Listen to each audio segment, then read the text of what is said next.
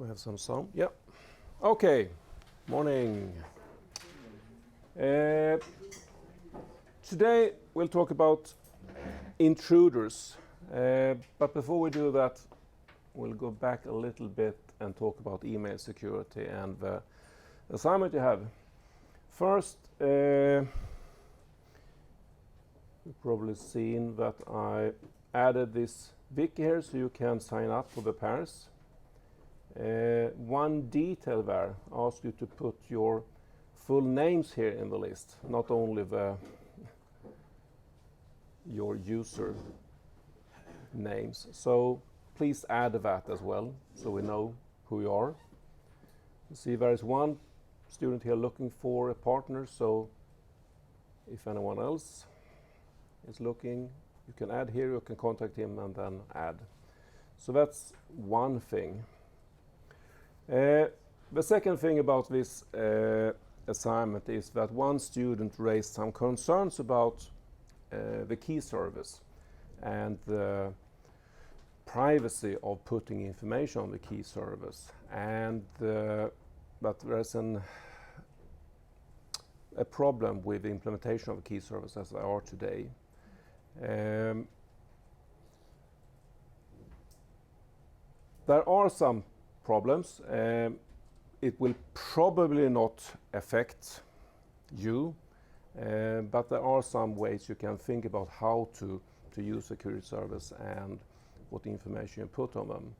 So Uras will talk about more on that on the teaching session this afternoon. So we will change a little bit on the requirements for the second assignment due to that. So don't miss that one.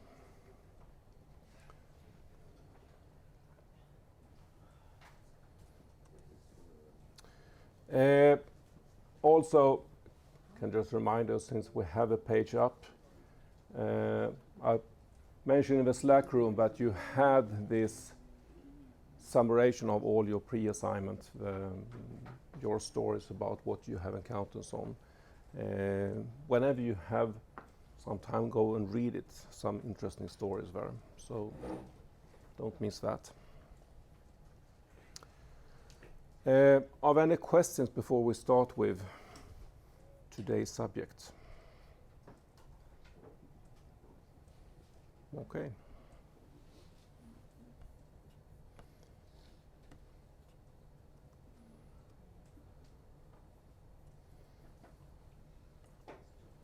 So, intruders. So we look at intrusion techniques, what intruders are doing. We look at how to detect them, and then we'll specifically look at passwords and password protection, because that is one of the main targets in an intrusion attack. So first we just look at different types of intruders. There are many different ways we can classify intruders. So this is just one way to do it. And briefly we'll also look at other ways to classify them. But these are different types. A masquerader is a type then, an individual trying to exploit a legitimate user's account. So in the system we have users, and a masquerader tries then to seize control over it and then use the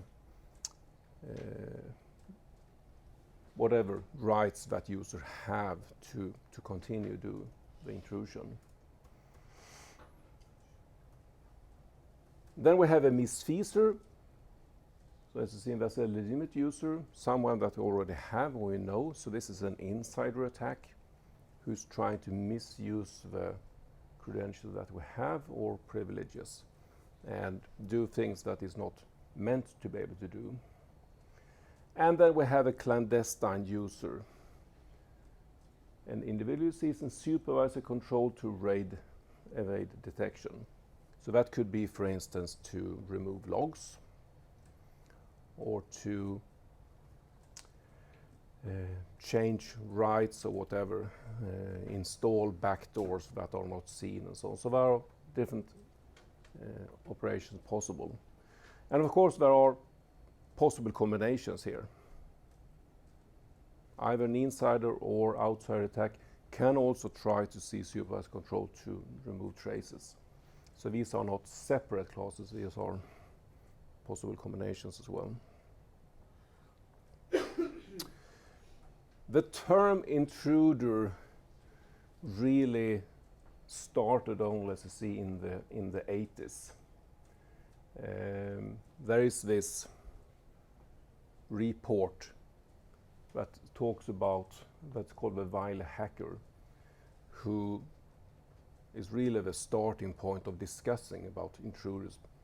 Of course, before that, there had been behavior that was not correct. I mean, there were users who were doing what they shouldn't do and so on, but it wasn't really thought as a problem. It was very minor. But in the 80s, we're starting to see real intrusions. And then this report came. And it quite early on took hold. So we needed to be able to discuss it and handle the different problems that encountered. And among one things that led to the establishment of these search teams that look at intrusion, behavior, look at different attacks, try to gain knowledge of them, and then spread that knowledge to others so others could also learn from it. If you look at the types of intrusion, you see there are different types of reason for why we do them. So it can range from very benign, just a person trying to see what is possible to do and to test some limits of a system, whatever, with no intention of destroying or stealing or anything. And then all the way to really stage attacks with persistence and with a real meaning of trying to gain benefit from it.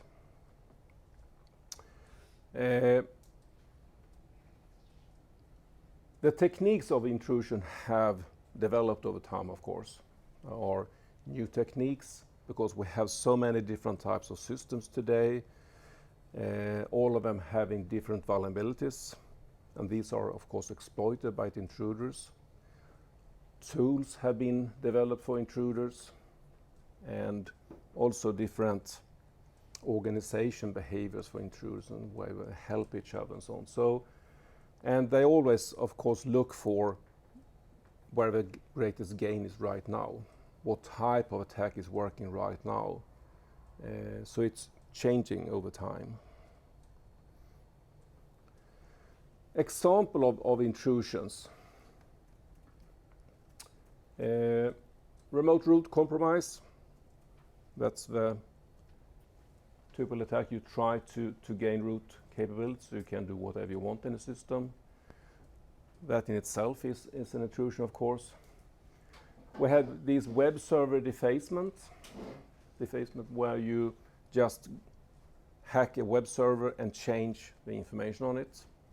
It was quite common for a while. It still happens, of course.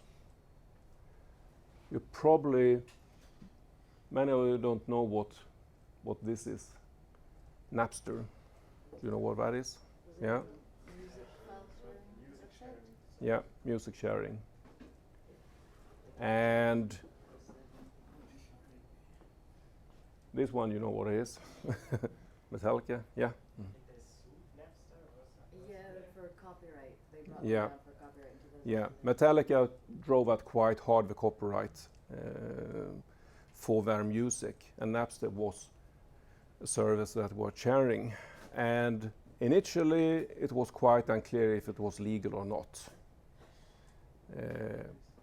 And then later on, Metallica had a court case about it, and it was convicted that, yes, it was illegal, so they would have to shut down Napster. But a lot of fans of Napster didn't like that, of course. So as you see, they have hacked Metallica and placed this message on their homepage then. So that's a typical example. Guessing, cracking passwords for later use, of course, in different systems. Copying information, packet sniffer to gain information from networks. Distribute pirate software, and so on. There are many different types of intrusions, some of them more severe than others, of course.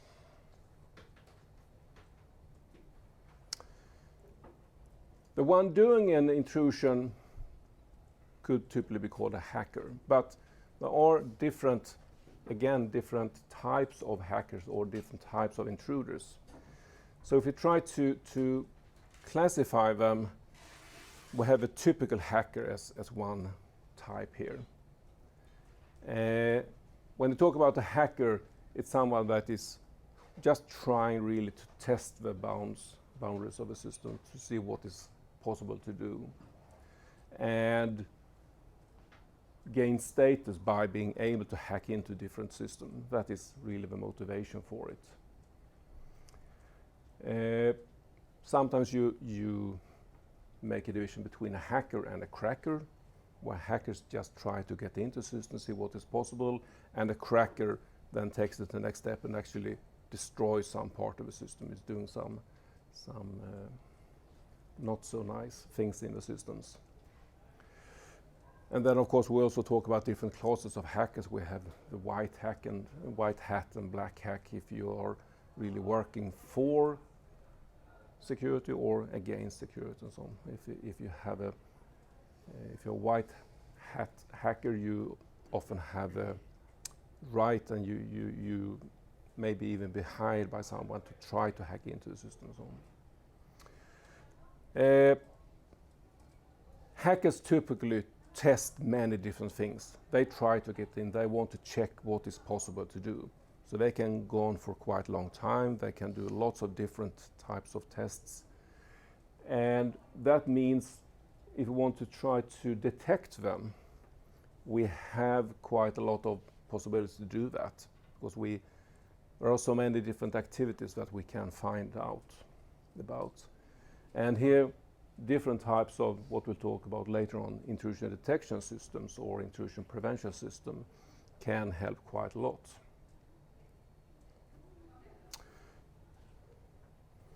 Typical hacker behavior: looking for a target. Target could be a computer or could be a network. And then we map that target to see what we have, what type of computer, what type of service, running versions of it, gaining knowledge about it. Identifying potentially vulnerable service, doing brute force attacks, trying to guess passwords, maybe even online, just testing to log in. If you get in, possibly install a tool that makes it possible to get back on later on.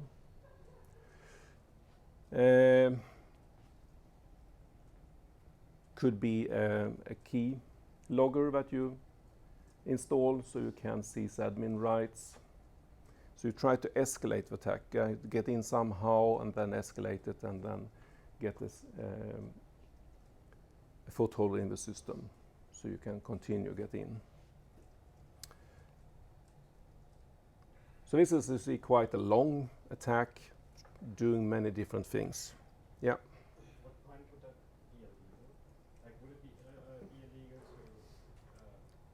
to search at the border of the network, or would it only be illegal if you start installing something? Okay, so what's the limit for what is legal? It's not really clear what is illegal or not. And for instance, if we take this to the physical world and compare it with a burglar who would like to get into a house, and he may go around the house, check if some windows or doors are opened, And if they actually opens the door and look inside, is that illegal or not? It's an intrusion somehow of the privacy, at least. So even just doing that type digitally as well, to check what is opens on, may be seen as illegal, but it's not very clear, because it is, of course, okay to see, is a service there? Can I use that service or not? But if you take it further step to really start to map it and test the limits, you are on the boundary. And of course, if you do get in and start installing things, then it's obviously illegal. Yep. Ask about brute force, that we need to try all possible key things, passwords or keys, or but nowadays, like most of the website or you have like 3 times or 5 times to try, and after that Yep. it's blocked. So in this case, how can I do brute force? Yeah. So the question is on a brute force attack against passwords. Exactly. So we'll come back to that later on, actually. But as I say, if you do an online attack on a system trying to test different passwords, you probably will be blocked after a few attempts. So then a brute force attack is not really possible. But there are other ways. But we'll come back to it. Yeah. It's almost same question like passive reconnaissance, is it malicious? Well, as I said, the boundaries are not very clear what is legal or not here. Testing with ping if a computer is there or a service is open, so far I wouldn't say that it is illegal. But if you continue that attack looking for potential vulnerable service by sending, for instance, to a web server, you start sending URLs that are malformed or something, but trying to see if you can get in, then you are doing illegal activity, because then you're trying to actually get into the system by trying differently. It's an attack already at that stage. So the first step is not illegal, but as soon as it starts to be something that tries to get in, it is illegal. So that's also a normal hacker. But today, normal hackers are not that common. I mean, there are still people out there who just for fun trying to get into the system. And there are people who actually try to live on it by exploiting, finding out about vulnerabilities and then reporting it to the companies and so on. But the criminal hackers are more. And then they are often organized in groups, so it's not just individual, it's criminal groups who are working. And they are often global. They work in several countries. They often have different levels of people doing different things. So they have maybe a group of people who is just doing simple tasks, and then they have more experts who are really getting into developing tools who can more precisely get into systems. And they work almost like any company. They want to be effective. And effective means that they need to be quite successful when they perform an attack. For that reason, they don't want to be detected. They want to be able to perform an attack, get the money, whatever they're after, and then leave. So today they are more and more precise. They are more and more targeted. They target a specific organization, they target specific type of systems, and they have methods that are efficient. So whenever they start an attack, it's quite fast, and if it fails, they back off and reconsider. They don't continue to test a lot of things on an active attack. That means an intrusion detection system is less effective because we have less information to work on. The attack is short.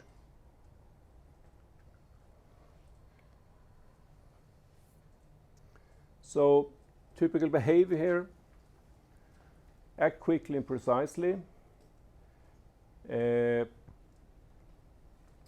could still leave Trojan doors, back doors, to get into the system, but well hidden, so you couldn't find them easily. They don't do brute force attacking on the systems, but they can sniff for password or capture passwords other way and do offline brute forcing. We'll come back to that. And they are quite good when they do little mistakes, so it's harder to find them then.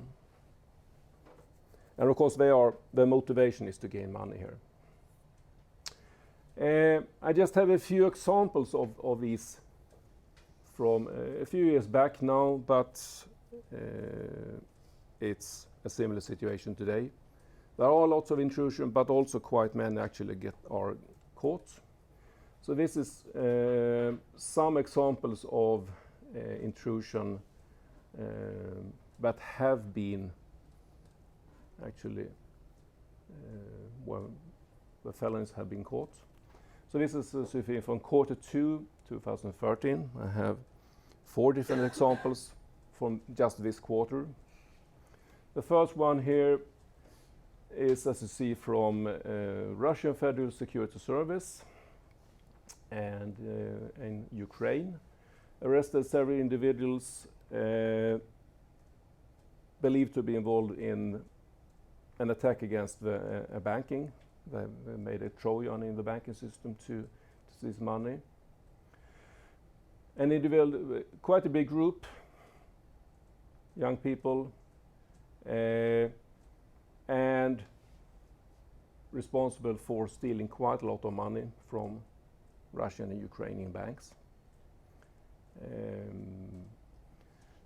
The second one, as you see, an Algerian arrested in Thailand and then extradited to the United States, who created malware. This shows how international this is. And on the second page here again we talked about an international cyber theft ring, stealing again money from banks, $45 million here. I attacked MasterCard debit cards. Let's see. And the last one here is also a little bit interesting. Here it was digital currency that was the target, something called Liberty Reserve. 6 people were arrested.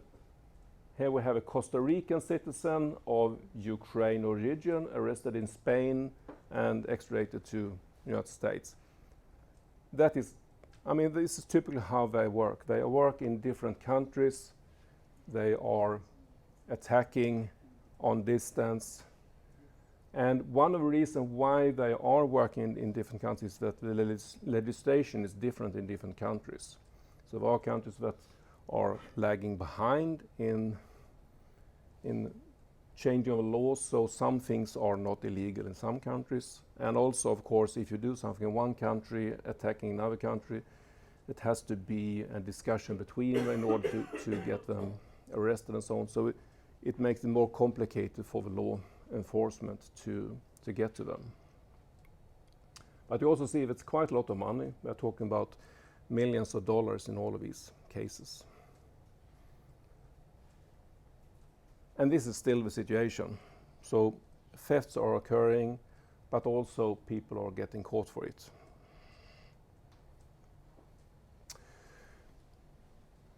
Then we have the insider attacker.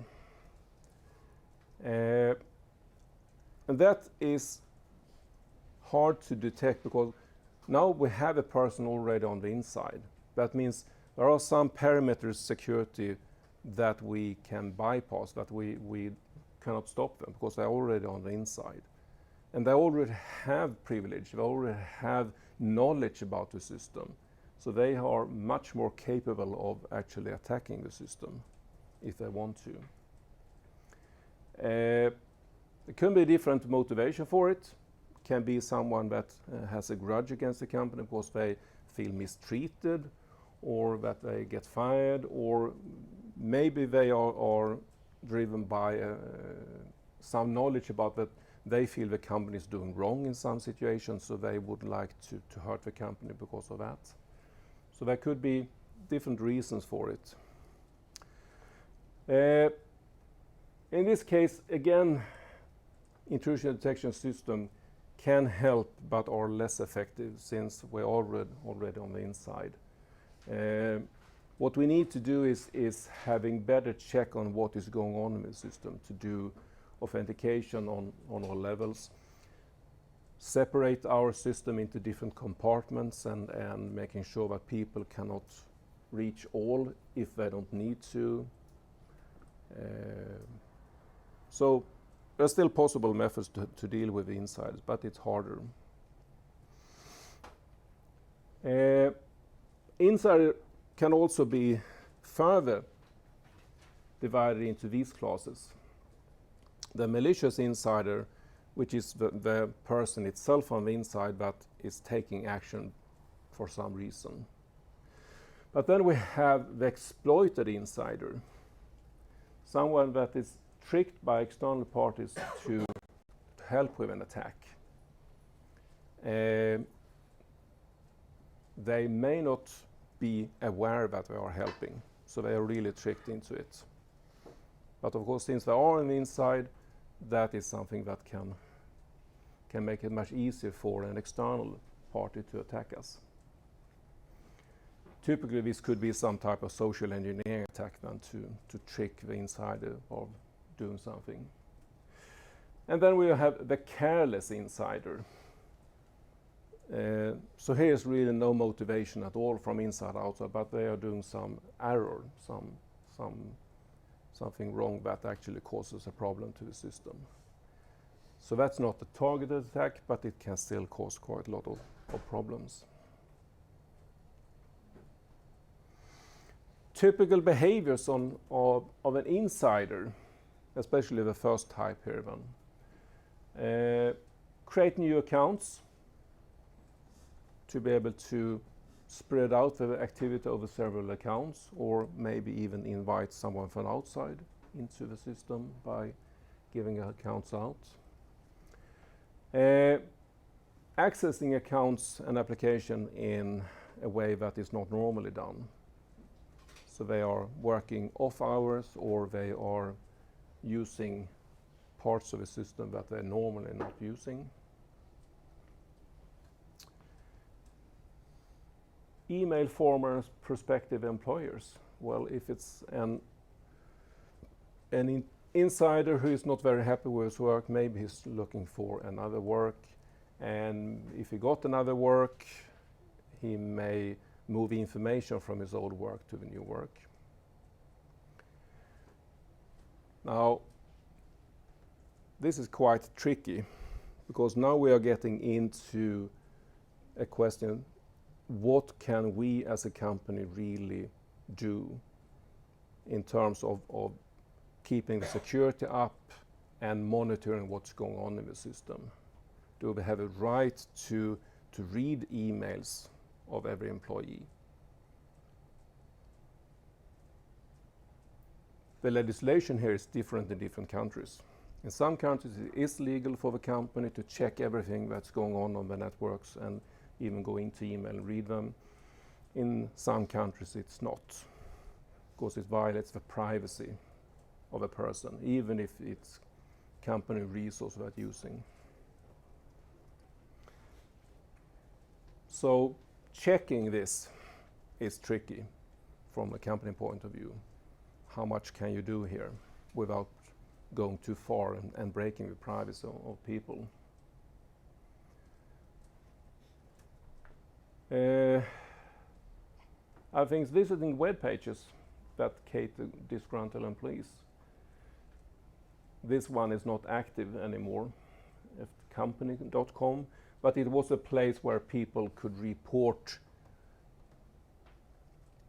something going on in the company working that they felt was wrong. It could be violating employment laws, or doing something against the environment or whatever. so that they felt was wrong, so that they reported. I mean, there are other ways to do today to report such things. In Sweden, for instance, the state media have anonymous places where you can report things that you think is wrong in a company. If you're working somewhere and feel that this is really a violation against some laws, you can anonymously report it to media. So there are still these services. And of course, from a company point of view, you might not think that this is a good thing for your company. So you want to monitor what the employees are doing here. And again, we can get into this question here. Is it correct from a company point of view to monitor what the employees are doing, what web pages they are accessing, and for what purpose? It's really a gray zone here, and something that you should really think about before you start doing that type of surveillance.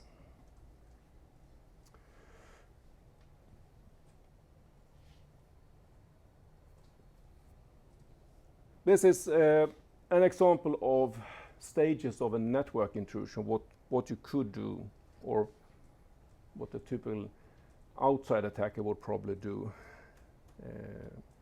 So first, scan, as said before, locate what machines are running, what type of services, what operating systems, what ports are open. So that's the first step, reconnaissance. Then run known exploits against these. And there are lots of tools that can help here to exploit known vulnerabilities. That's the reason why it's so important to always patch your systems, because as soon as there is a vulnerability, there will be a tool out there that will exploit it very soon. Once in, try to get root capable privileges. And then if it's a normal hacker, maybe they publish information about it, say that yes, I was successful, give me a merit badge. Possibly relay information on IRC, even though that is not so common anymore perhaps. So if we turn it around then, how can we detect these intrusions?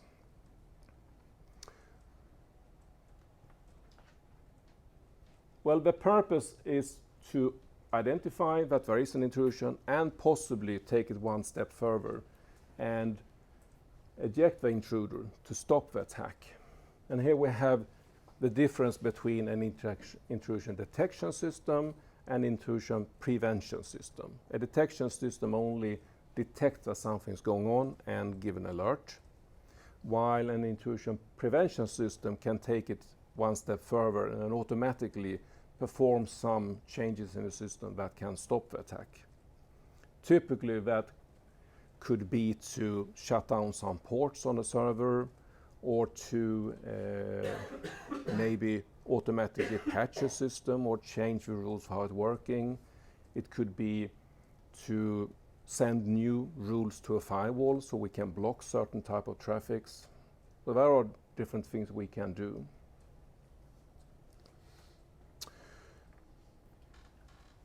What we need for both types here is to collect the information. We need to know quite a lot about our system. And typically we need to know it first from a system that is not under attack. We need to know how is our system working when it's a normal mode, so we can learn what that is. And then we need to continuously collect the information from our system to see, okay, is something going on now that is not the normal behavior that we have learned about. So continuously we need to get the information from our system. And our idea is that it is possible to look at the behavior of a system and see that there is a change in a system that is under attack and one that is not under attack. And you can do that on different levels. You can do it on a system level, or you can do it on the network level, or you can do it on a per user level to see what different users are doing. But whatever the case, we try to get some image of the behavior here. And this is of course just a visualization of what we're trying to do. We can see that there are different types of parameters that we can measure on this axis. And here we see some type of probability that these actions are performed. And then we can see that normal behavior is some type of curve here, whatever that curve is, of course. So we try to learn what the normal behavior is. And then we can see that when there is an attack, we have an intruder, the behavior of a system or the user is now different. So there is a shift here in behavior. There will be an overlap here in almost all cases, where it's very hard to see, is this actually normal behavior or is it an intrusion? But many cases we can distinguish and see if it's normal behavior or intrusion. And of course our aim is to make this overlap as small as possible, because here we will have otherwise a risk that will stop a user from doing something that is the normal behavior, or that we missed an actual attack. So we will try to minimize that.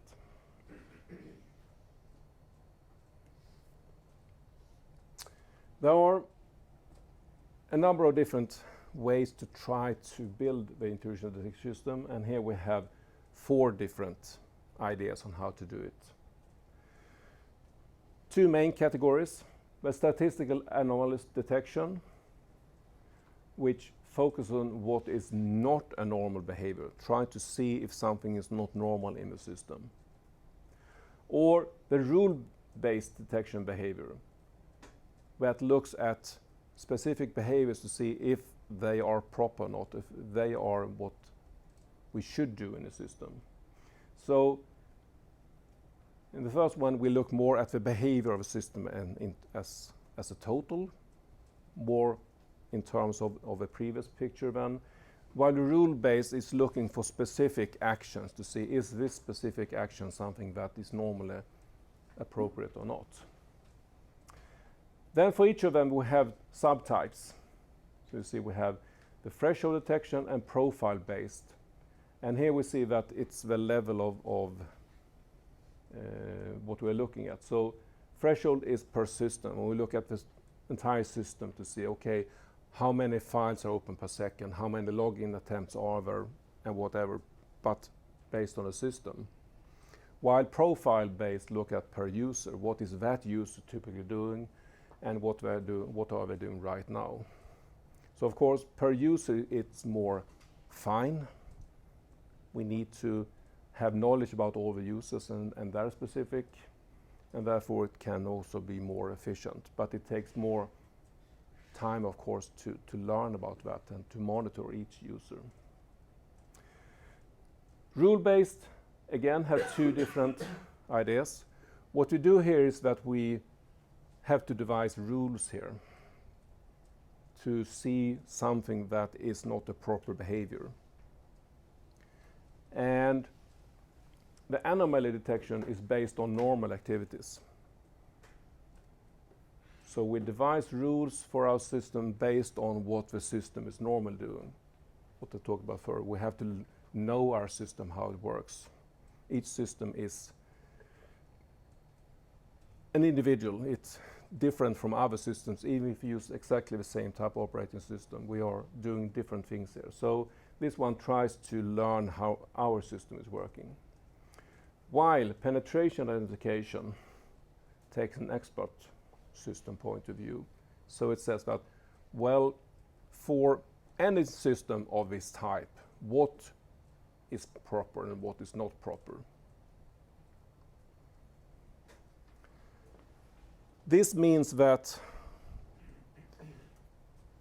The type of information that we need here to start out these systems are a bit different. For threshold detection and profile-based, we need to know what is the normal behavior of our system, so we can see the difference from abnormal behavior. That means we need to first learn about the system, maybe for weeks or months, in order to know enough about what is a normal system.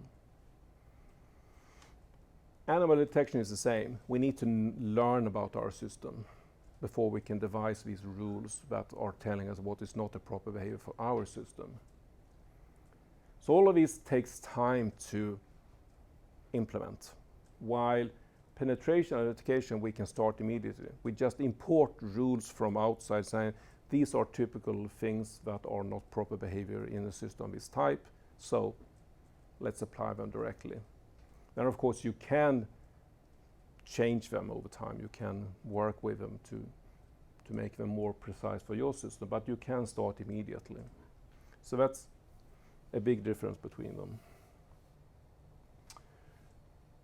To learn about our system in the first three cases, and then later on, when they are up and running, all of them need to have information from our system, what is going on right now. And that we collect in the what we call audit records. We audit our system, we log our system, we capture information of our system in terms of these audit records. So they're used in the first phase for most of the system to learn, and later on, as I said, for all our system to capture any intrusion. These audit records can come from what we call native sources. These are things that we already are doing in our system. We have in almost all operating systems, we log different things already. We log information about what users are doing, if we open files, execution, if there are any exceptions raised out of memory or whatever. All of these things are normally logged in operating system, and we can, of course, use that. But we can also have what's called detection specific. We install special software that creates other types of information of our system that is not normally logged. So both of these can be used to create these audit records. And an audit record have a number of fields of information or records, or no, properties, no, not that either. We say, well, okay, let's call them fields then. So the subject is who is doing something. It could be a user who's doing something. The action could be, say, open a file. The object is then the file we're trying to open. A possible exception condition: when we open the file, we get a privilege violation, or we couldn't find the file, or something, it could be locked or whatever. So different exceptions could be raised. The resource using while we do it, well, in this case, we are allocating some memory, and the file is taking up some space on a hard drive. So our resources utilized here. And timestamp when it happened.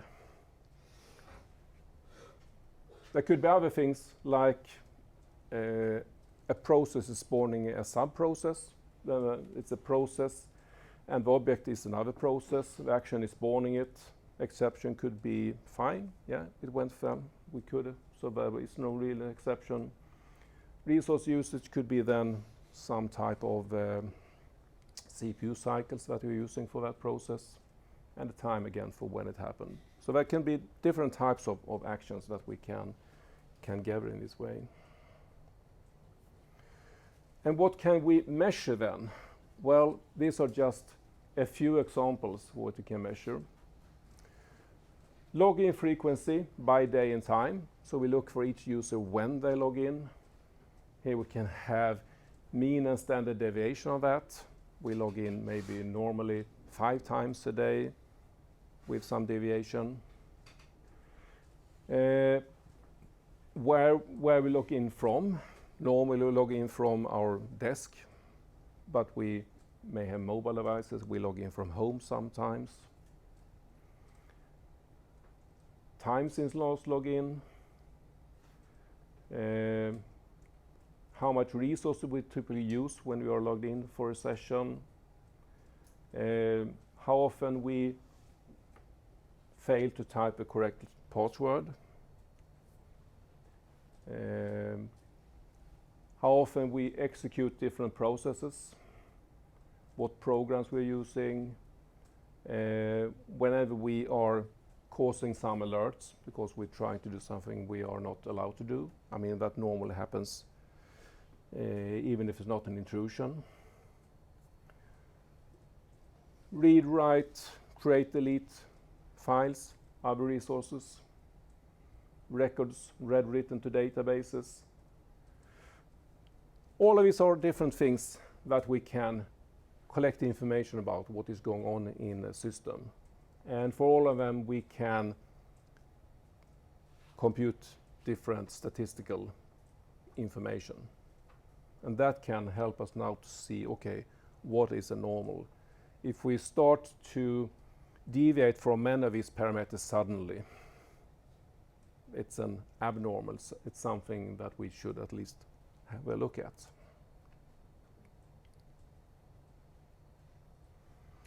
And as I said before, all systems or different ID systems are using audit records in order to keep running, to collect the information about the system to see if there is an ongoing attack. And all but the expert system view here are using them also to gain knowledge about the normal system before we start to monitor the system. Right, I think we can take a break here. So let's start in 10 minutes again then.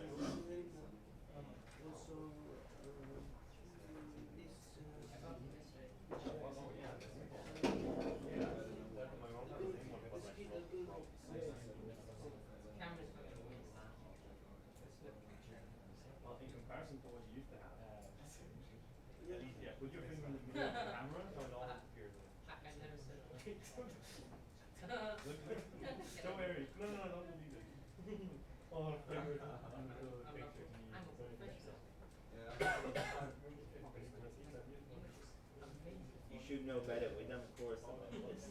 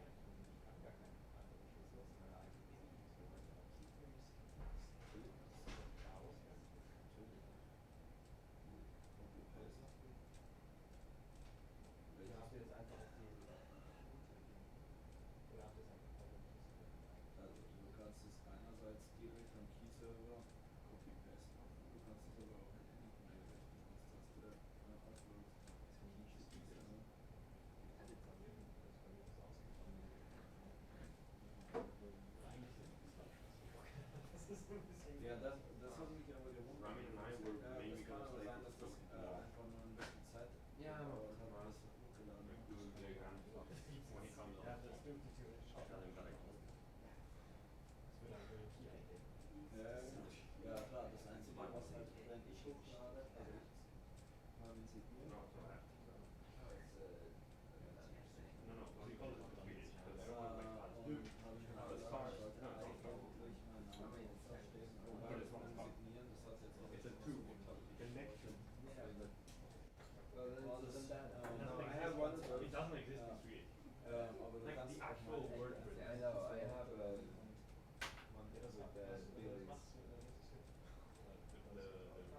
pizza.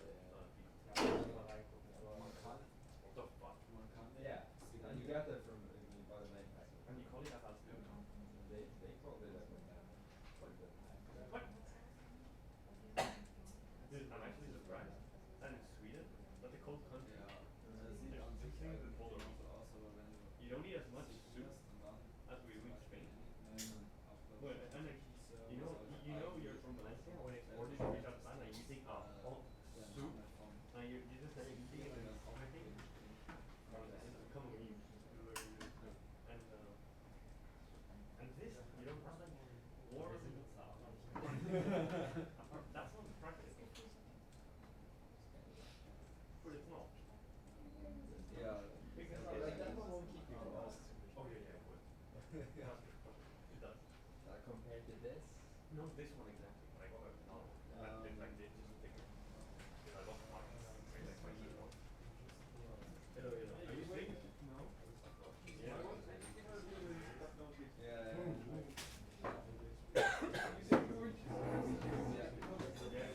Yeah, I don't know. Well, I just didn't have any more clothes. I don't know. I have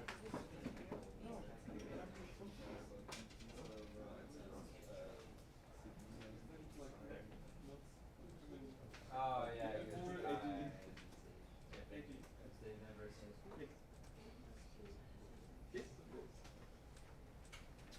You know,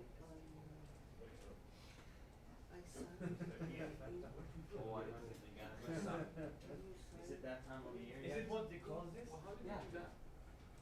Oh, you said Or okay. no,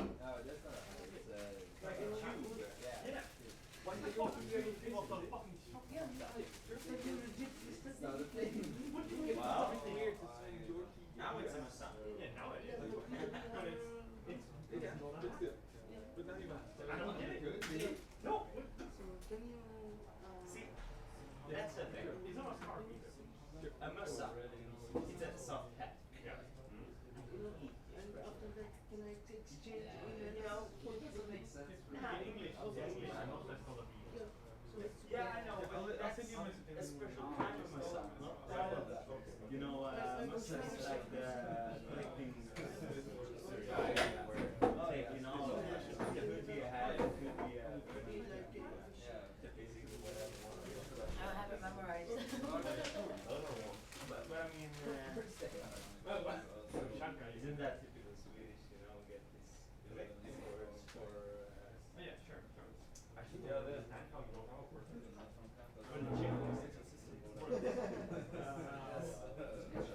not easy to do. Yeah.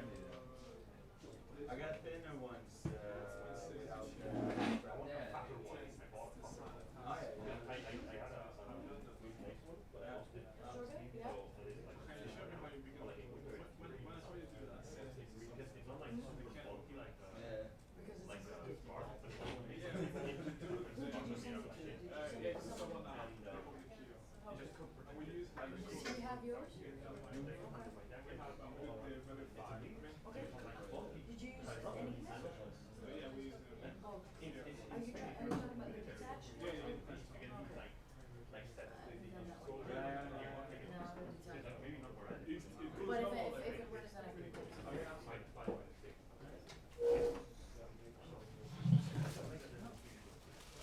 No, not quite. It's just called chew. But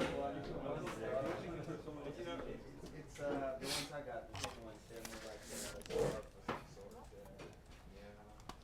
I almost always use them for a bandana. Now it's what the chefs used to have on their.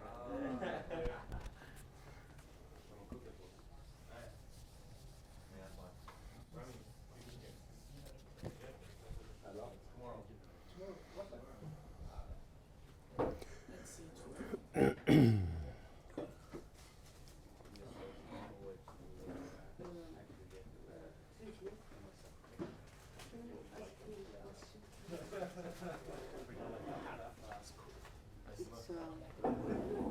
No, I'm not a cowboy. I'm not.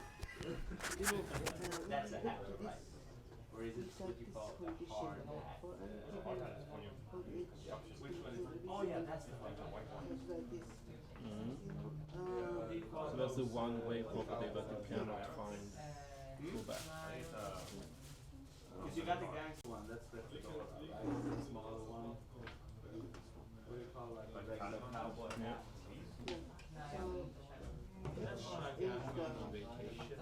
Cash code.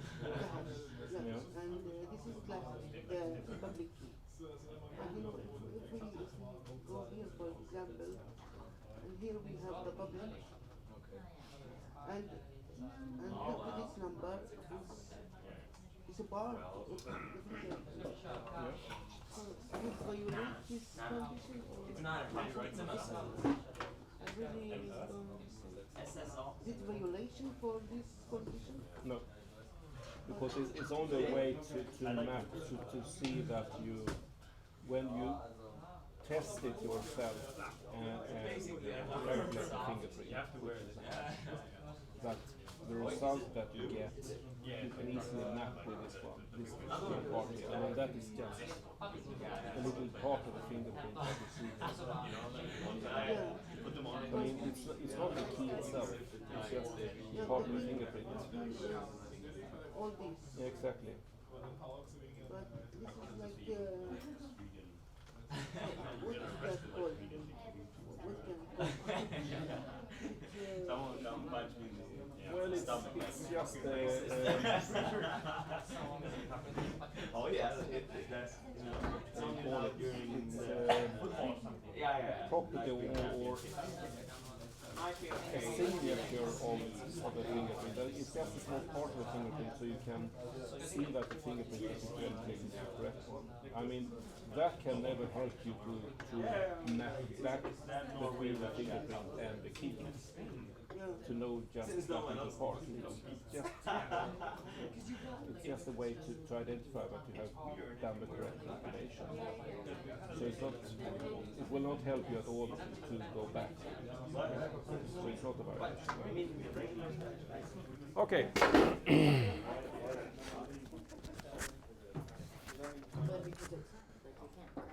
So, klicka ner den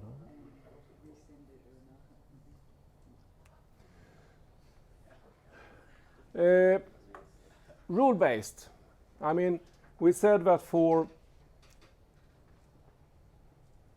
behavior, we have to look at this behavior statistically to see if it's outside or not.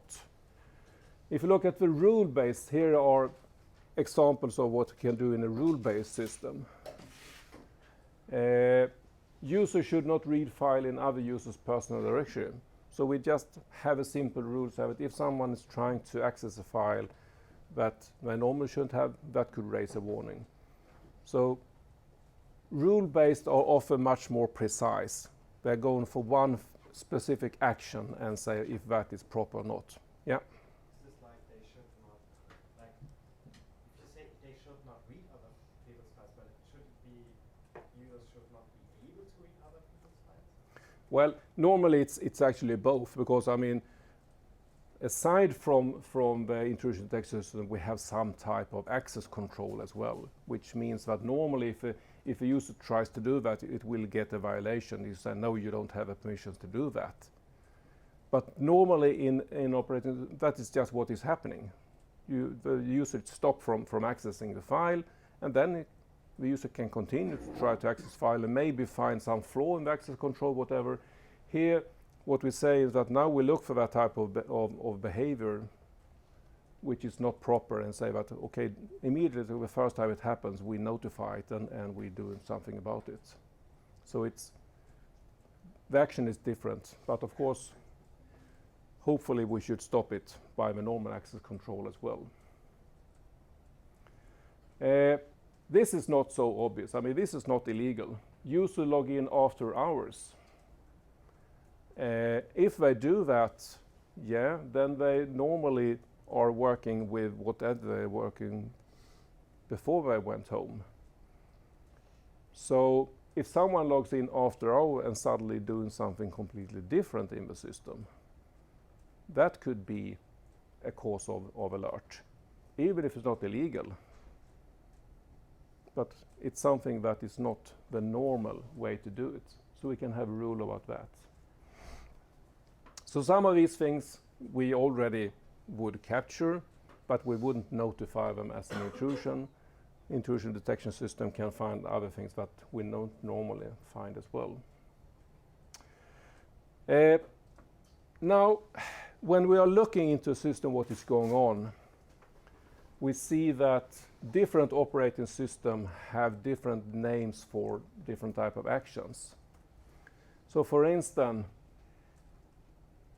in the Sun OS operating system that was used on Sun workstations,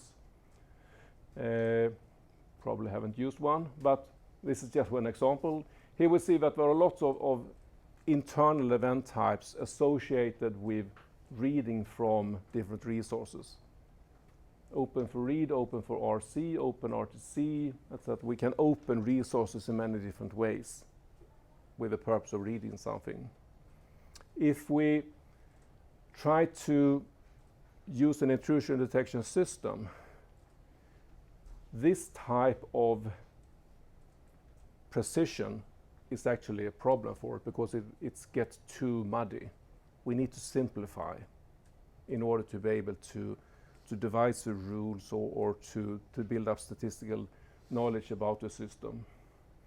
So a standard way of doing that is use that, what's called state transition model, that limits all the different things that can go on in an operating system to a standard set of actions. Read, write, create, delete, execute, and so on. So these are things that are standards, and whatever operating system we are working with, we have different standard or actions in that we can map to this use that. And then it's possible to create rules that are not specific to a certain operating system but more general. So it will simplify the work of creating general intrusion detection systems. Traditionally, intrusion detection has been on a system level, so one host at a time. But more and more, we need to also look at distributed intrusion detection to look at an entire network of nodes and try and protect what is going on. That means that we now have several hosts of possibly different types. We have a network itself with different network equipments on. So things are going on in the network, things are going on in different hosts. And now we try to monitor the entire system to see if there's an intrusion. And a benefit now is that we can, from one central point, supervise the entire system. And we can link things that we can see something's going on in that part of the system, something else is going on here. Individually, they may not be very suspicious, but when we combine them together, we can see that that is probably an intrusion.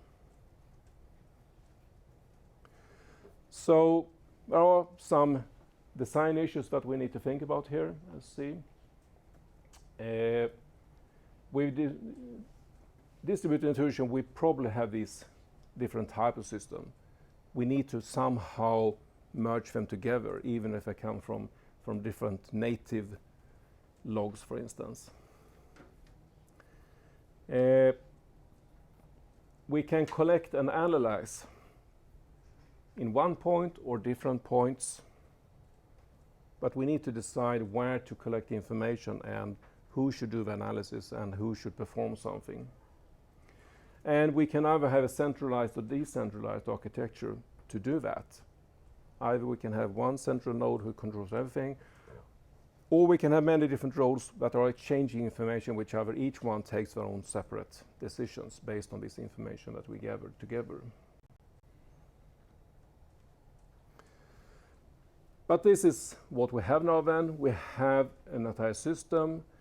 We have in different hosts, we have what we call agent modules that collect information in the hosts and then pass it on. We have on the network, we have these LAN modules that are just checking what is going on in that part of the network. We can have them in dedicated routers as well, or we can have separate items do that. And we can do it in many different places. And then we can gather all of that in a manager model that decides what is going on in the system. We will make this model a bit more precise. So here we see the information that is coming in. Say this is now, here we have one of these nodes that collect information. So that could be either one of these agent models or a LAN monitor. And to the right here, we have the manager who is down here then.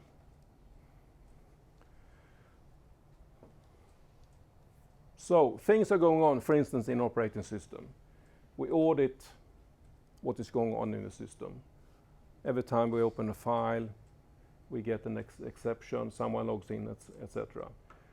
There are a huge amount of actions that is going on in the system. We couldn't gather all of that. It would be too much.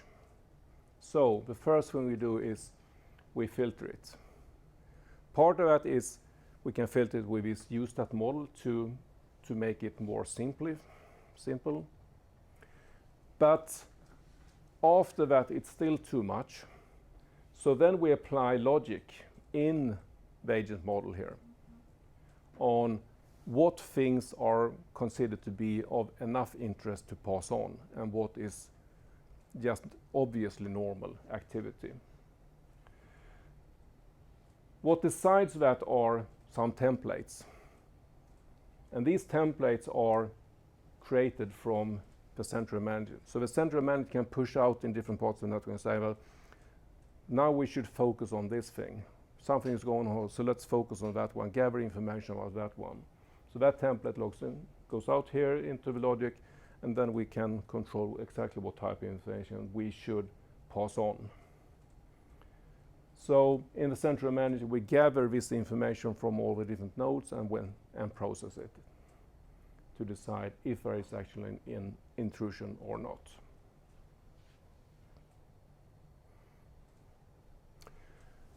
A honeypot could be an important part of an intrusion detection system. So a honeypot is a part of a system that is there to attract interest from an intruder. Because, as I said before, the intruder typically starts by mapping the system to see what is interesting to attack.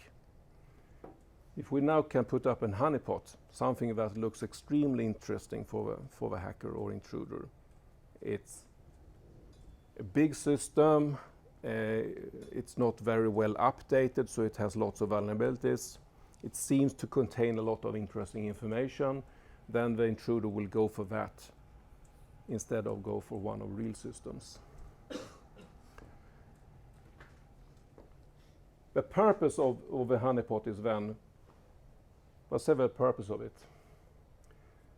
First, we attract the interest of the intruder, so we are protecting our normal systems. But secondly, we can monitor the honeypot what's going on, because the honeypot is not a real system, it's a virtual system that we build up. It's just a fake system. We decide what is in that system, what is going on in the system. We know exactly what should go on, which means that anything other than what we had decided should go on is an intrusion. So we can very easily detect an intrusion in a honeypot. In a normal system, we never know exactly what should go on because we have normal users who's doing things. But in the honeypot, we control everything. So we have that aspect of a honeypot as well. Sorry. So attract unwanted interest, monitor it. It should look for the intruder as a normal system, and that's an tricky part of a honeypot.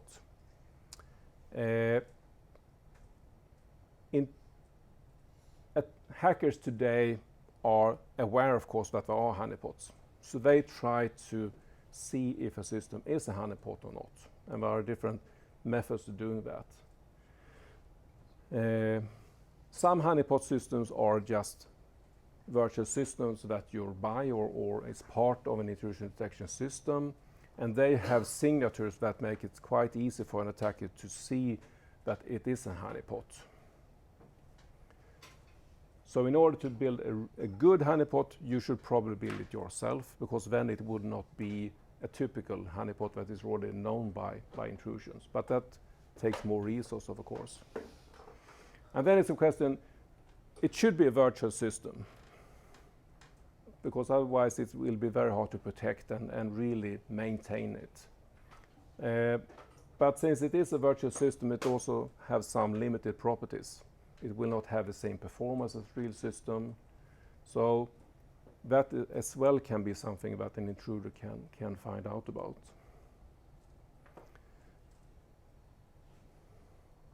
But it should be as close as possible to something that looks like a real system.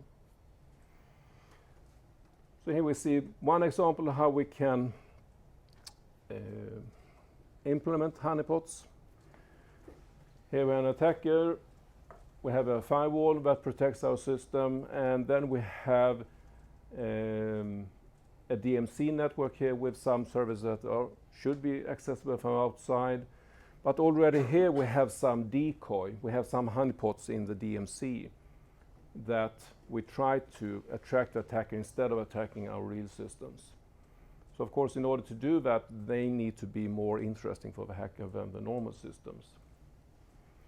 Then once you go inside the network, again, you can have an entire server farm of decoy, virtual honeypots, but it's not really normal system. They are just there to attract.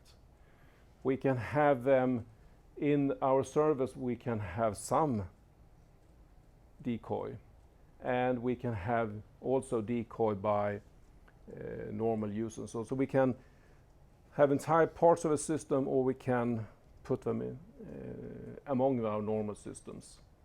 We can try to infiltrate our system with this decoy system to attract the intruder.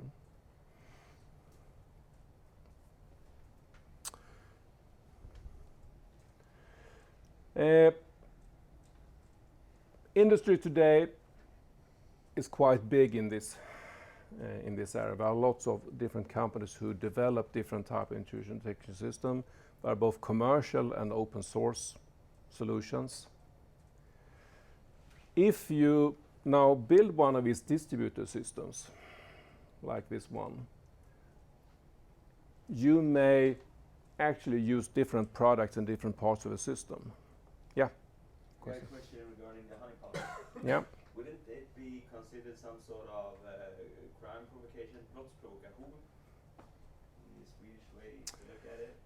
I mean, if the system looks better than the actual system to attack, it can Yeah. invite. So is it a provocation to? Yeah, I mean, there are laws that you couldn't do something that provokes crime or incents crime, like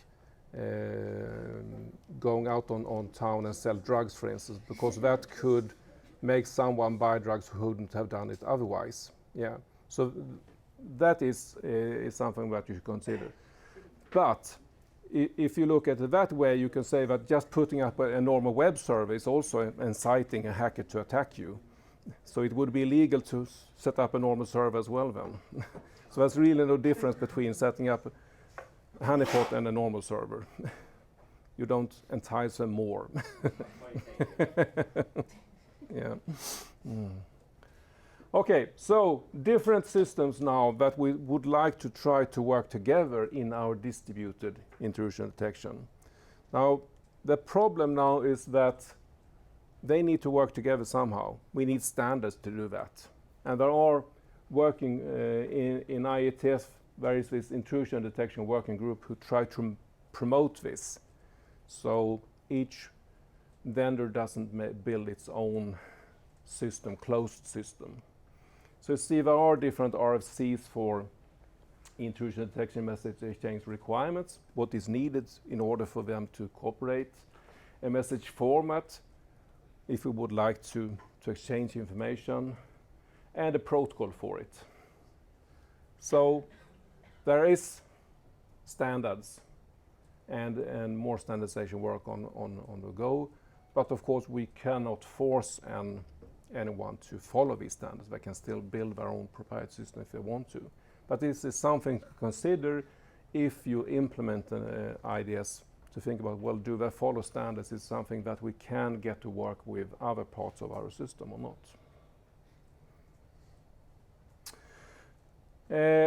This is just a little bit other view.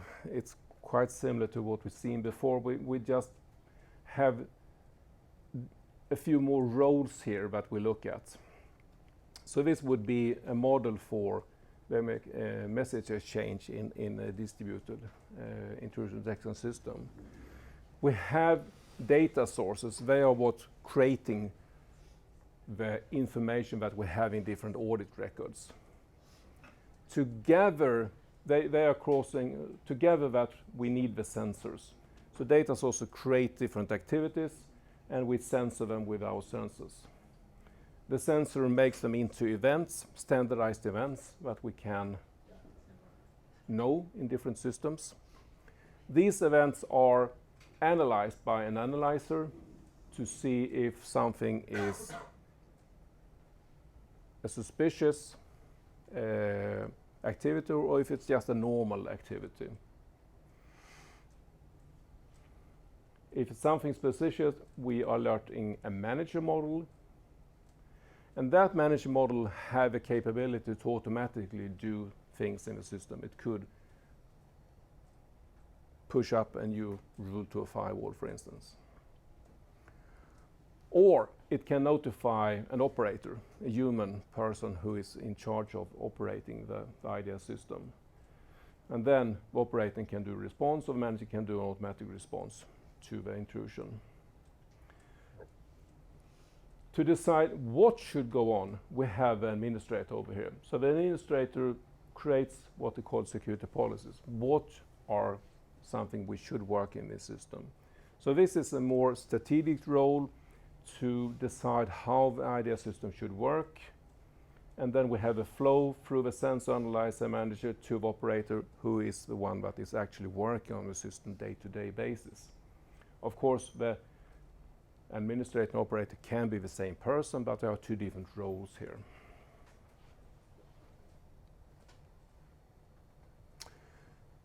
Now, let's move over to password. Password are an asset that is very interesting for an intruder or a hacker. Because if they can gain passwords for different users, they have a way into the system without having to find somebody, but they can just log into the system. Passwords are used in almost all systems still. So it's a type of resource that is very common and interesting to get hold of. Also, unfortunately, passwords are still often quite of bad quality, so they are easily compromised. So it is something that is interesting for an intruder to get hold of or attack. There are different ways to get hold of passwords. Workstation hijacking.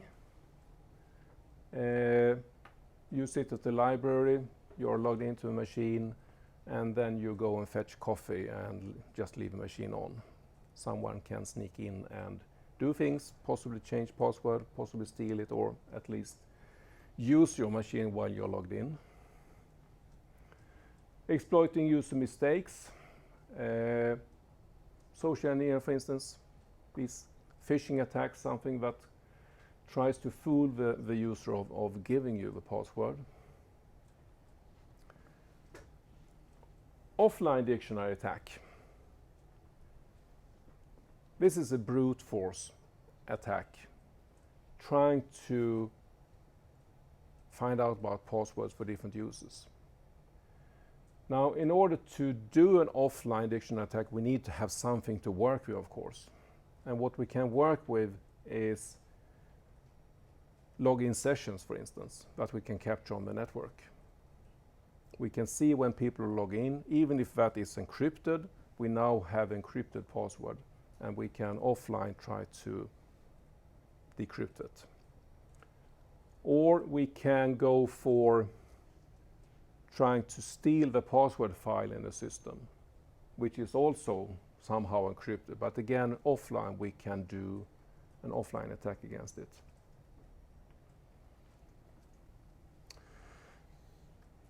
Can be specific account attack. We target attack, we know information about that user, which means that we don't have to do brute force attack. We can guess what the password is. It's an online attack, so we have fewer attempts, but with good guessing we could get in.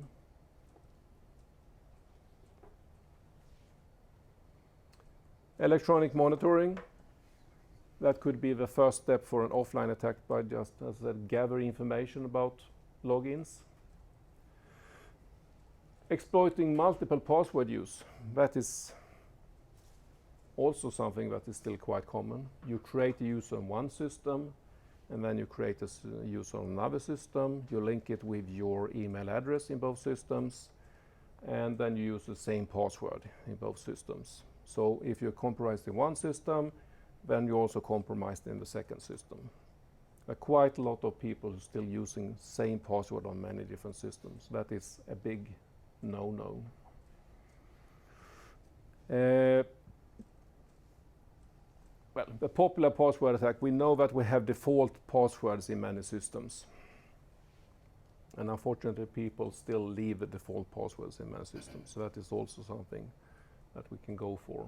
Or normal popular. So there are many ways to try to get into.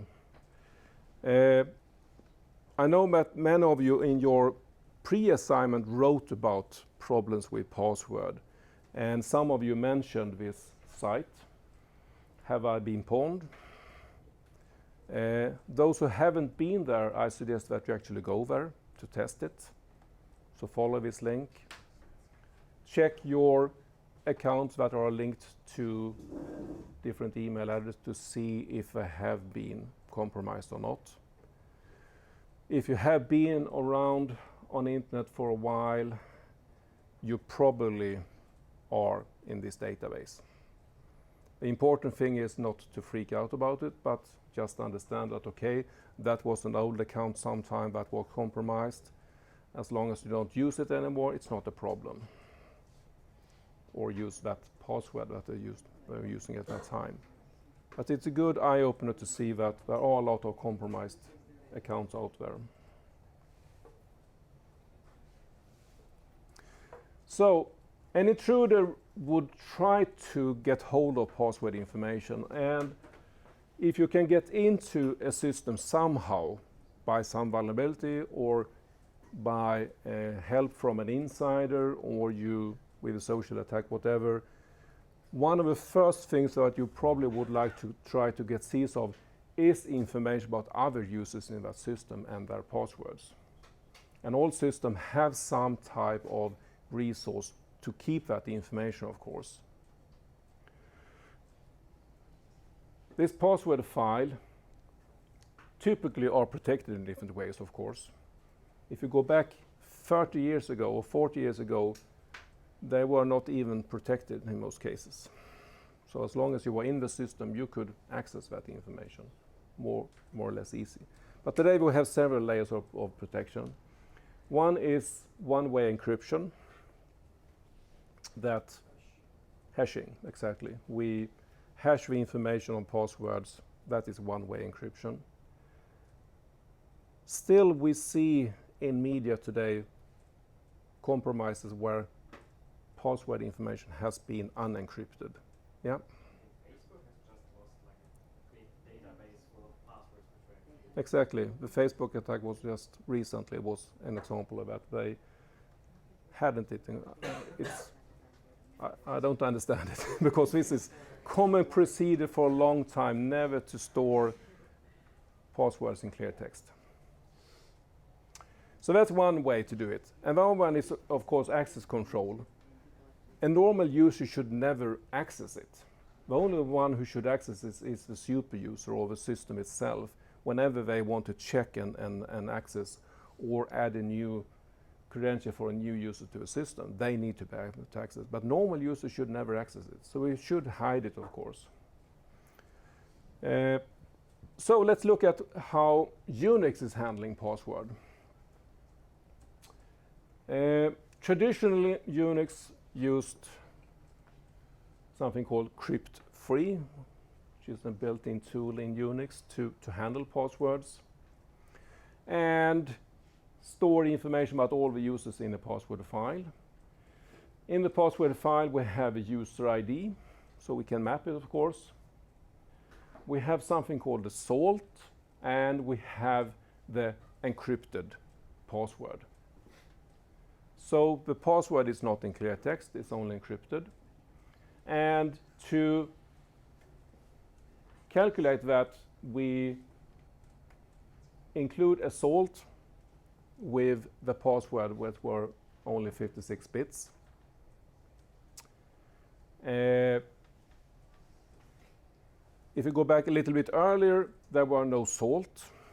It was just the password and limited then to 56 bits.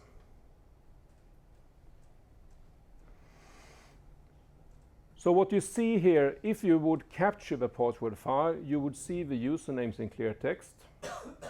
You would see the salt that was used in clear text and the encrypted password. So that's how you add new users to the system. If someone is logging in and you want to verify a user then, the user enters the user ID.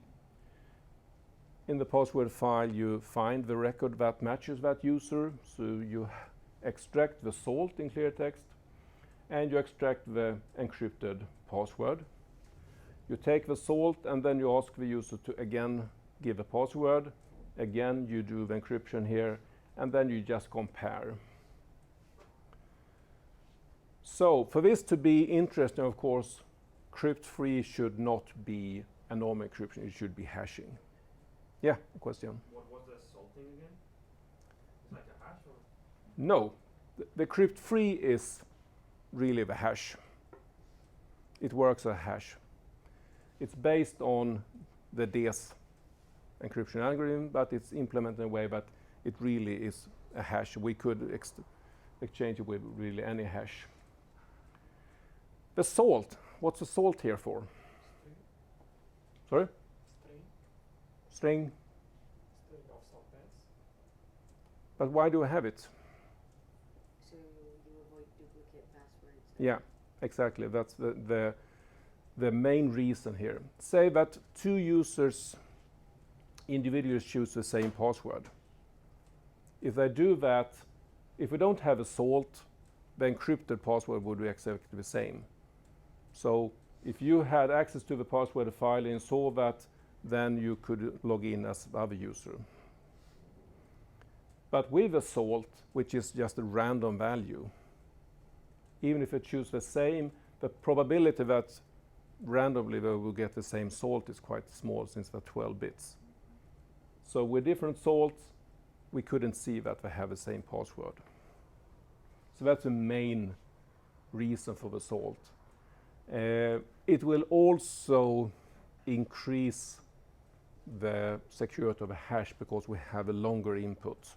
So it will give the hash a little bit better properties as well. But the main thing is really the collision here.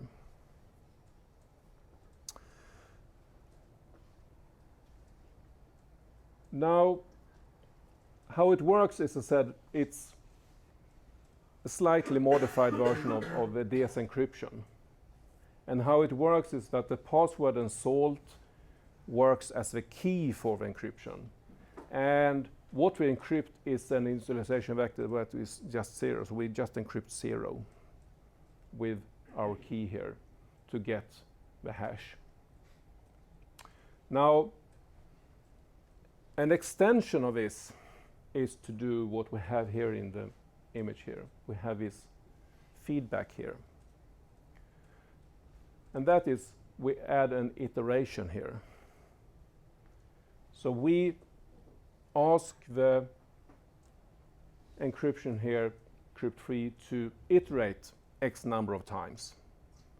So we encrypt one time, and then we go back, and then we just run the encryption a number of times before we create the end hash here. We need to know how many times we iterate, because when we are checking, we need to do the same. So we have to iterate the same number of times. So that is not unknown. But what it will do, it will slow down each test. So say that we would like to brute force this. If we didn't have iteration, each test would be the same as one DES encryption. Then you can test the next one. With iteration, maybe you iterate 1,000 times. It will slow down the attack 1,000 times. So that's the main reason. But for a normal use, day-to-day use, it doesn't matter if you iterate 1,000 times. It still will just be milliseconds, or at least a fraction of a second to test it. So you wouldn't notice it. But an attacker will notice it in a brute force attack. So that's the salt. Now the storing. We said that you should have access control. Today we also store this password file in what is called a shadow directory. So they are placed in a part of a file system that normal users couldn't even access, even if they had the access rights to access it. It's part of a file system that normal users couldn't get into. So it's protected with both normal access control and that it's part of a file system that is what's called this shadow file system. Now, crypt3 have some issues.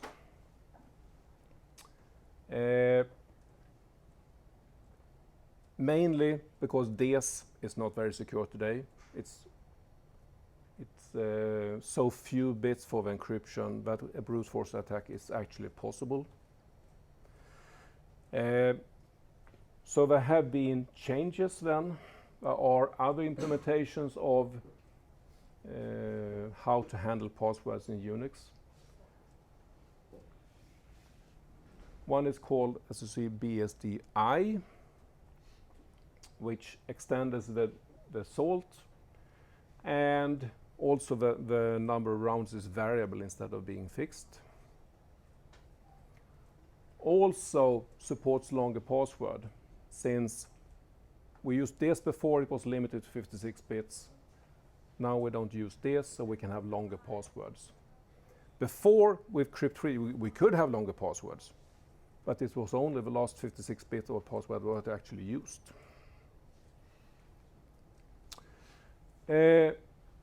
MD5 used instead of crypt. Apparently it's slower in the implementation than crypt3, but it's more secure. And then we have one other variant, it's called bcrypt.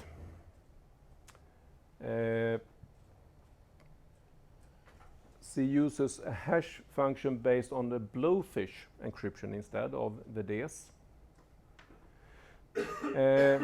It's again slower, and that is really the purpose of it, because it will slow down a brute force attack, but it's not so slow that it's a problem for the normal user. So you want it to be quite slow, actually.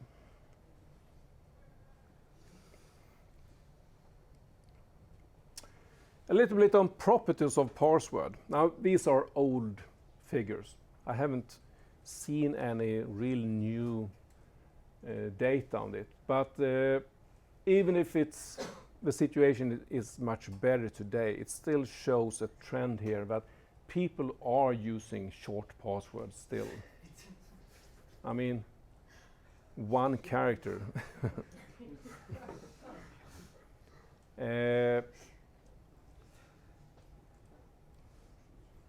But not allowed. no, many systems today wouldn't allow it. So I said these are old data. The situation is much better today. But still, many today consider 8 characters to be secure, which is not considered to be secure today. Yeah. Also, some banks still have the policy that a 6-character long PIN code for online banking would be enough. Yeah. So PIN codes is, and that's even worse actually, because PIN codes are limited just to numbers. So 6 numbers or even just 4 numbers in many PIN codes is nothing. Also, if you look at what people are using as passwords, it's again, these are old data. The situation is better today, but it still shows how people think about passwords. Common name, field names, myths from myths and legends, Shakespearean terms, sport terms. I mean, these are typically what people are using. What about Chinese? Yeah, Chinese words. I mean,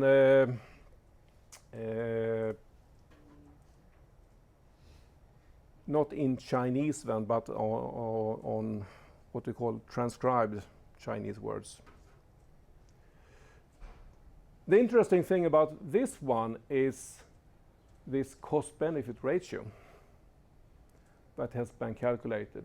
It says that, well, in a search size here, we see a lot of different passwords. We see that user account name comes up in 130 times in this database of all the records. We see that uncommon names are 5,000. So of course, it's very few compared to the, but there are still a number of them. But the cost benefit tells us what is easiest to hack into, what is most worth the effort. And here we see that to test with the user account name is what is best. it's the highest probability of success here. High probability is also, as you see, common names. And place names and these Chinese words. If you want to make a focused attack, this type of information will help you to limit what you should go for if you want a high probability of a successful attack in a brute force attack. What you do then is, of course, you don't do a full brute force attack, you do a target attack, you do a dictionary attack where you test specific words instead. And that is much faster than a full brute force attack.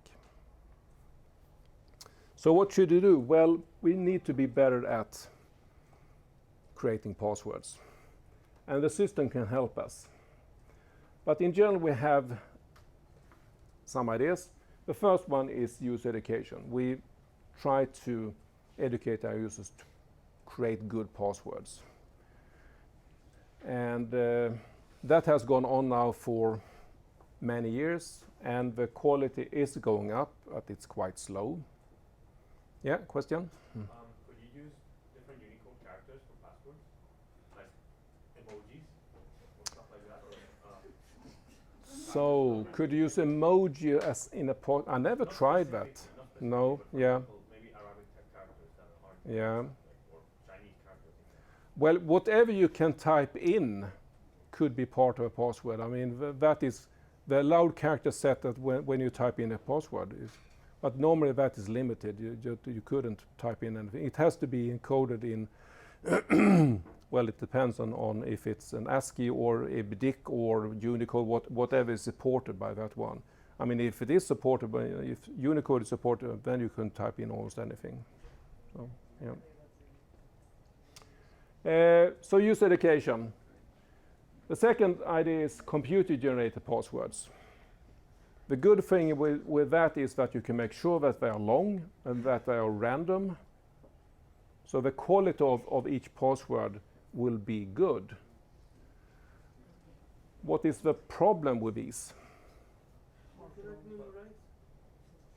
Hard to remember.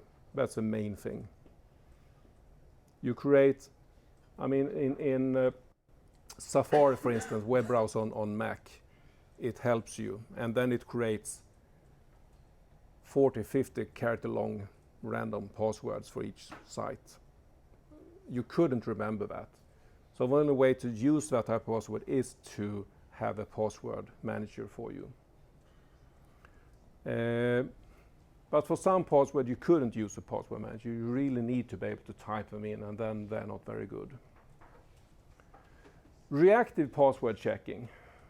The idea with that is to allow the users to do whatever they want to, but we are monitoring what's going on in the system. So we check the quality of our passwords.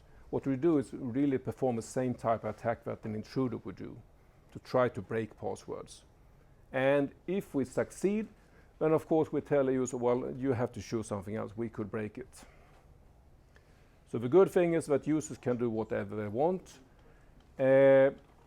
And if I choose bad, we will probably be able to find them. But as a risk, of course, here, because we are not checking it online immediately, so for a while it can be open, and we may not be as good as the hacker of actually brute attacking. Then we have proactive password checking. So that's the most advanced one. The idea with that is that we allow the user to select the password, but we are checking it before we actually enter it to the system to see if it has the properties of being a good or bad password. So how can we do that? Well, there are different ideas on how to do a proactive password checker. I just briefly go through some ideas for it. The first one is called a Markov model. What you do then is really we build up a state, an automata, which tries to capture the concept of good or bad passwords. So in this case, we just cover passwords with a character A, B, and C. And then we can say that we build this model, if we test the password, which is called AAA, for instance. We start with A, we go back with A, so it will give us 0 in some type of probability. If we test ABC, it would be 0.5 times 0.4 times 0.4. So we get checking a password if it's good or not is very simple. We just go through this state transitions here, and we calculate the probability, and that will be a threshold if it's good or bad. The problem with this model is that we need to build this automata based on known good or bad passwords, and that will capture that essence, and that is extremely hard to build that for. The more characters we have and the longer the list of known good or bad passwords, the more work it is to build this model. So that's the hard part of it, is to build it, but using it, testing it is very quick then. Another one is called a transition matrix, which using also called a second order model. What we do is we look at trigrams, 3 characters at a time, how they are connected to each other. So we look at the first 3 characters, and then we move ahead and look at these trigrams in our password. And then we look at the probabilities of different trigrams in the password. And based on that, we decide if it's a good or bad password. Again, we need to train the model here. We need to learn what is a bad password, what are combinations of trigrams in a bad password. And the last one is called a Spafford or Bloom filter, where we use hash functions. So we create a number of hash tables with different hash functions, and when we compare password, let's see, do I have, well, yeah, I have the figure here, but it will, this figure just shows that the more hash function we have, the better we'll be at finding if a password is bad or worse. So what we build is a bucket, and then we, for different hash algorithms, and then we, whenever a user tries a new password, we see how that fits to what we have trained our model with. So all of these are attempts to try to build up some type of model of what is a bad password, and then check it if it matches our model of a bad password.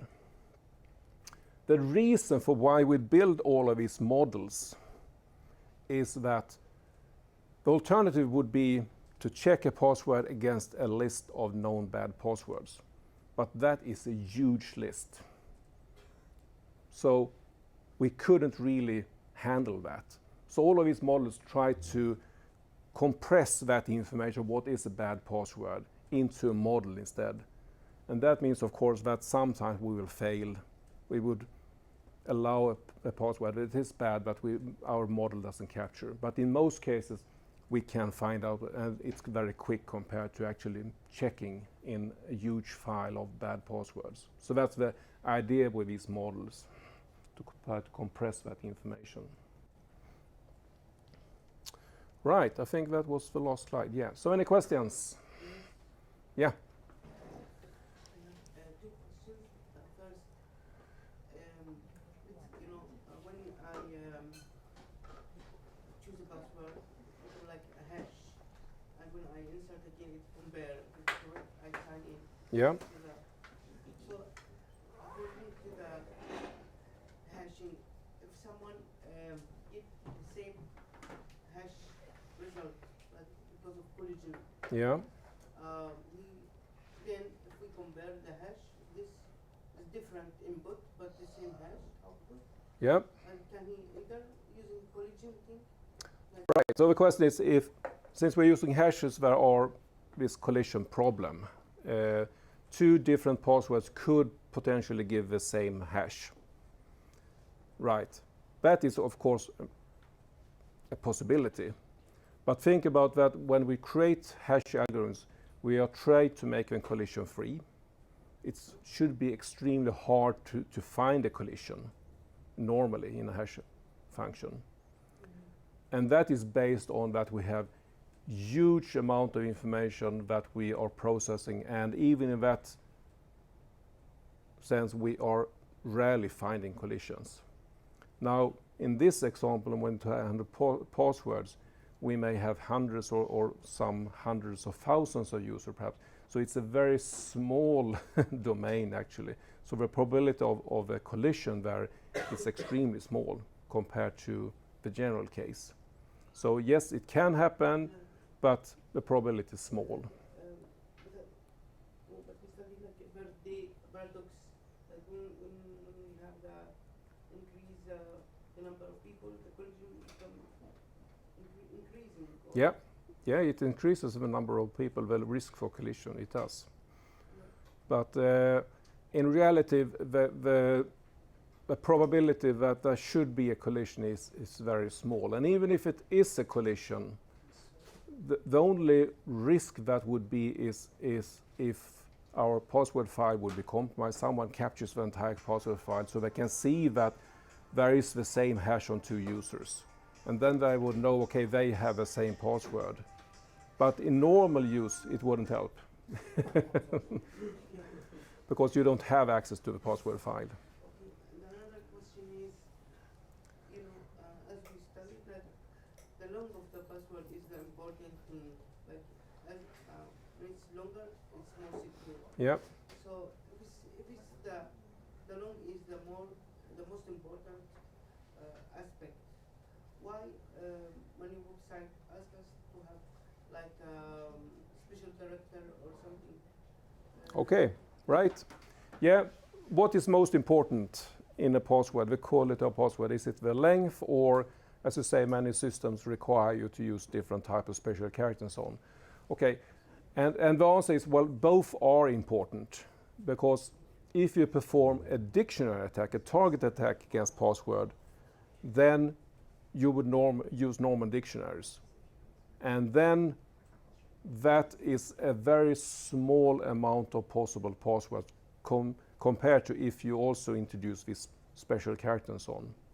So if you use a dictionary attack, then it's quite easy to hack a system, even if you use up to 12 or 14 characters, because normal words,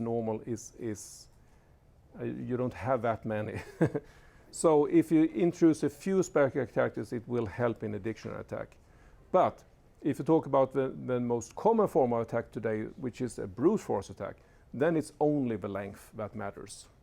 So each character you add will improve enormously the security.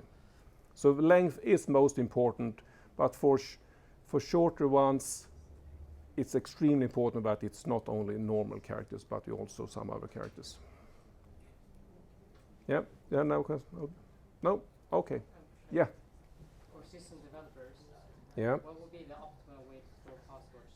Are there any alternatives to the salt and hash models? Because even if your database gets leaked, Yeah. you'll be able to brute force the password since the salt is clear text, right? Yeah, but you need, I mean, the salt is there to improve the quality, but and you need it to be clear text, otherwise you couldn't check it yourself.